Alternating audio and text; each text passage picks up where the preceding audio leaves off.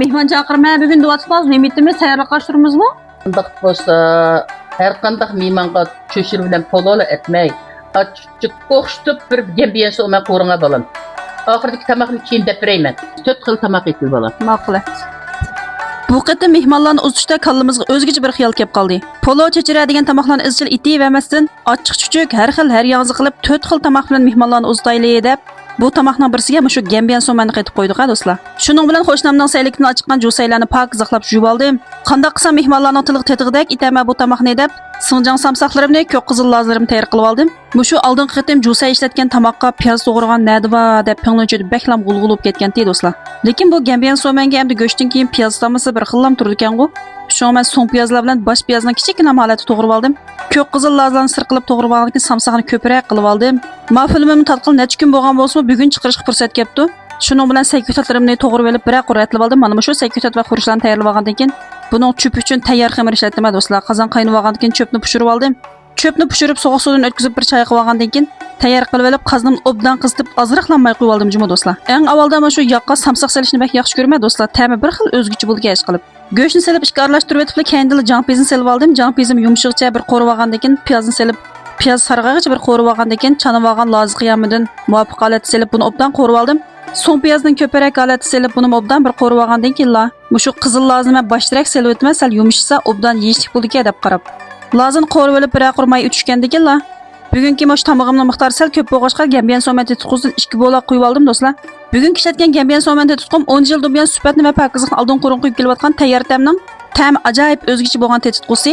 Shuning bilan tetutquning ta'mi sayga 3 kishi bir qo'rib olgandan keyin jusayni selib olib, ma jusayim ishga aralashtirib bo'g'ishib pishib bo'lgan bir sayka mana osonlan pishib ketdi.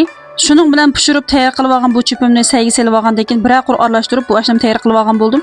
Mushayich ko'rgan do'stlarim, omoq qo'llaringlar bilan bir baho yezib etinglar uchun necha nomerlik o'xshabdi bu tomog'im.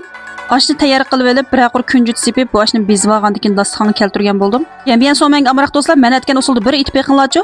Tamog'ingizning o'xshab hammalarning yoqtirib qolishida gap yo'q. Mana mehmonlarning oldini ochiq chuchuk har xil yangi taomlar bilan to'ldirib etdim.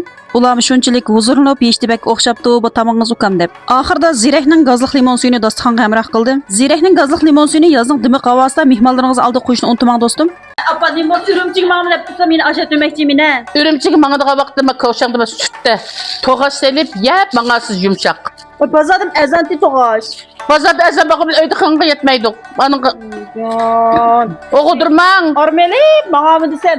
Ay yetip uxlap barsiz yeb doğru işlep. Ürümçik elevaga yük taxlarımның içinde apamның mehri muhabbet bilan yoğurulgan bu süt nallarım kem emas. Xumiyanjiga muvafiq miqdorda un elib oldim do'stlar. Tuz elib olgandan keyin bir piyaldan azroq chigirtak, pagi, ezib olgan yog'dan muvafiq miqdorda chuchitib olgan sumaydan bir piyal qo'yib olgandan keyin ilmaroq kelgan süt bilan yo'g'irib tayyorlab oldim. Mana xamir mushu xil holatda bo'z bo'ldi, paqroq holatga keldi. Cheka sanmay aytgan sutlar tetib turadigan bu xil to'g'ashning ham ajoyib payz bo'ldi ekan jumbo do'stlar. Mana xamirni ko'p tayyor bo'libdi. Buni o'xshash cho'nliqda zuvlaq bo'lib olgandan keyin chin qilib zuvliq qilib olib 5 minut tindirish qo'yib qo'ydim. Agarchi tindirmayli bir boshda echib qilsanglar bo'ldi.